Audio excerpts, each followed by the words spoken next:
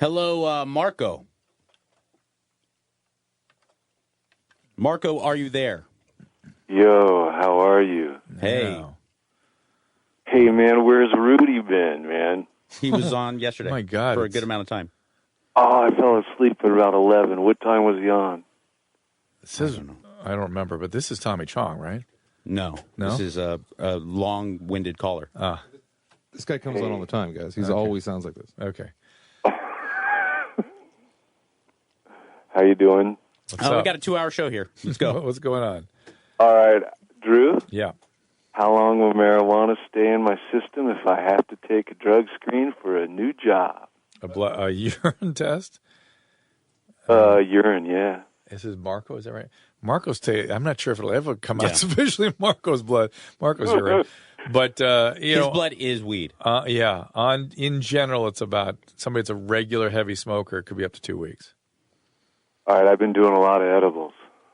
Well, or whatever. Edibles or smoking. Regular users. Same thing. Yeah. 2 weeks. Yeah. Please, God, don't be an air traffic controller. Okay. Oh, no. No. What is the new job? Walmart? A pilot. No, come on. Just kidding. No, driving a truck. Okay.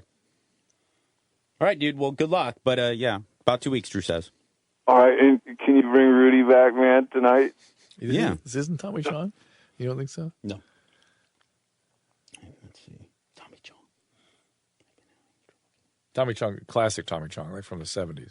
Yeah, like Tommy Chong doing an act. Yeah. Wait, isn't driving a truck kind of a problem with that guy as well? Just did it again. Oh, my God. Every so often, the board just goes blank and all the phone calls drop off. Somebody doesn't want to take calls. Let's go home. That's crazy. I mean, it literally just goes blank and all the... Technology fails often. Aren't you guys a little bit worried about Marko driving a truck? But, hey, Anderson. Yeah. It's a truck. It's not technology. It's a telephone. Telephone's been around a little while. Yeah, but there's a lot of technology involved in this telephone. No, stop. Everyone stop. It's a terrible problem. It happens way too much. These phones defecate on our face. Yeah. Thank you. Hey, Drew, Mike, you guys live? How's it going? You live, sir. You live. Hey, I don't remember his name, but you guys had a caller on just a couple ago about talking about wanting to come off of methadone. Yeah. I did it myself. I did it at home, and it was a terrible idea. I was hospitalized twice. Once I was throwing up so much, I started throwing up blood. It was oh, my terrible. God.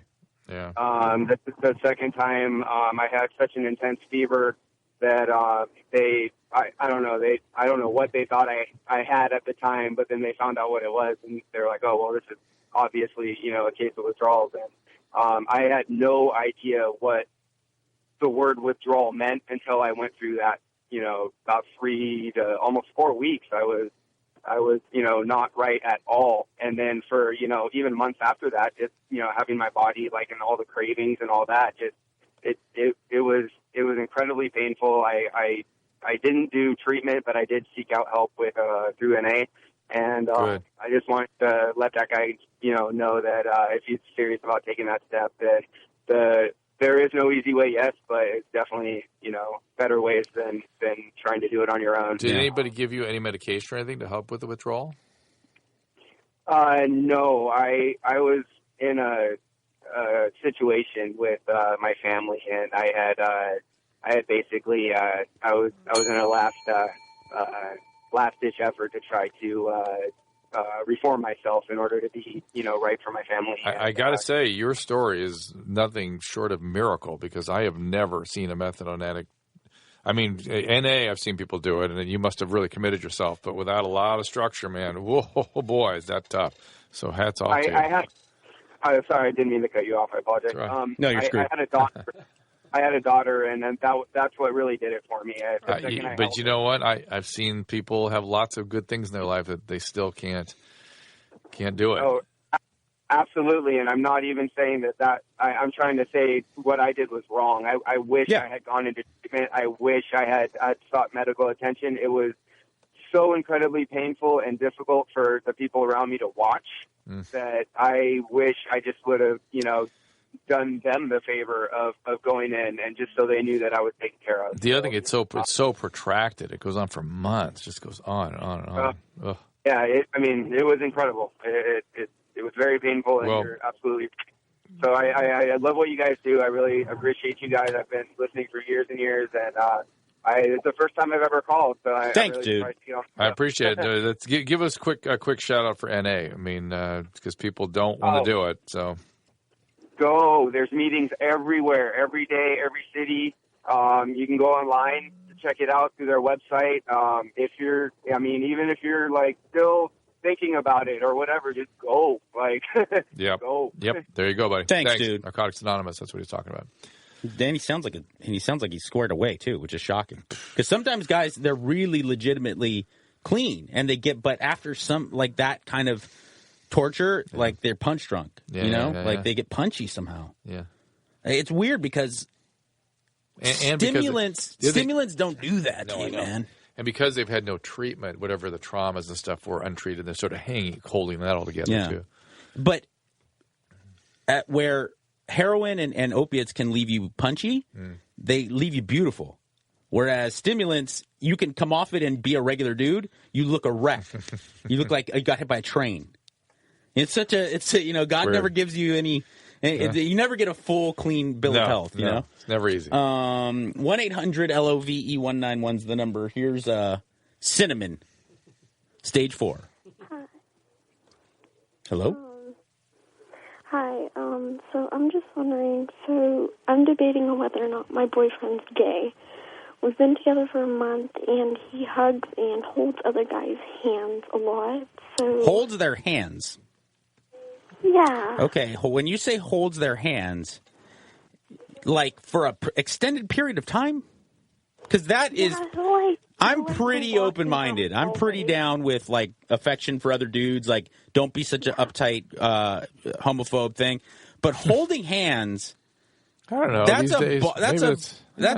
Dude, you try holding hands with another dude just for fun, like walking across the street holding hands. There's something so awkward about, like, the feeling of a hand... Really? Like cold hands like you would with a chick. Yeah. Mike says that, but we're actually holding hands right now.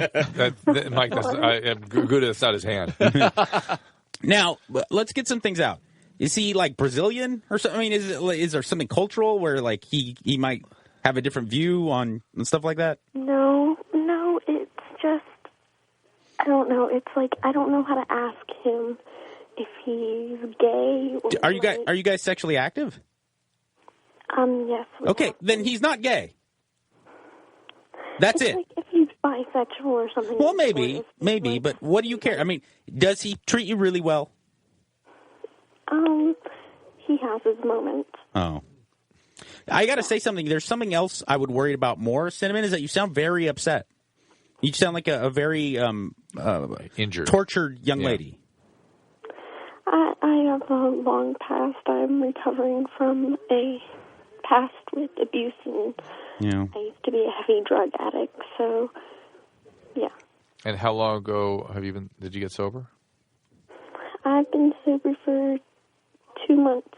And when did you get going with this boyfriend? I've been going out with him for a month and a half.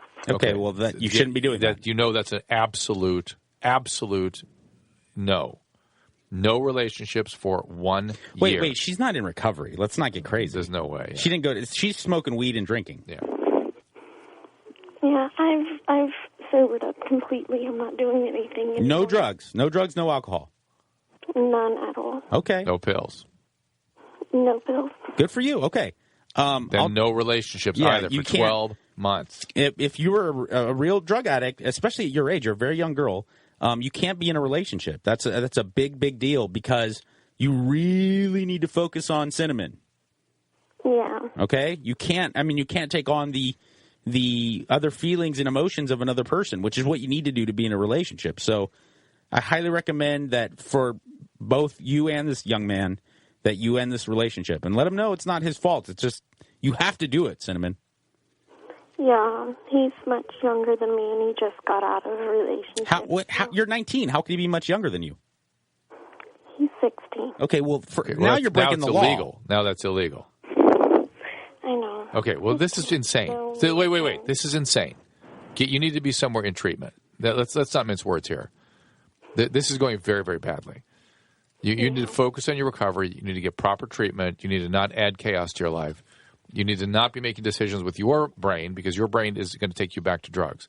You need to get help, get structure. Or at the very least, an abusive situation. Oh, for sure. This is for, especially for him, too. Think about him, Cinnamon, since you're probably not in a position where you're going to think about your own well-being. You're damaging a 6-year-old boy. You really are.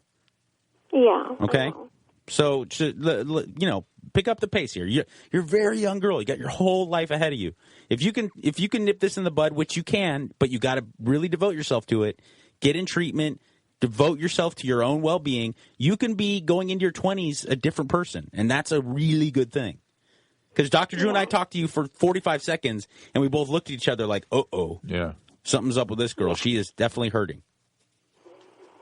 All right? Yeah, I just moved recently, and I'm trying to start a new lifestyle. Okay, that's a mistake.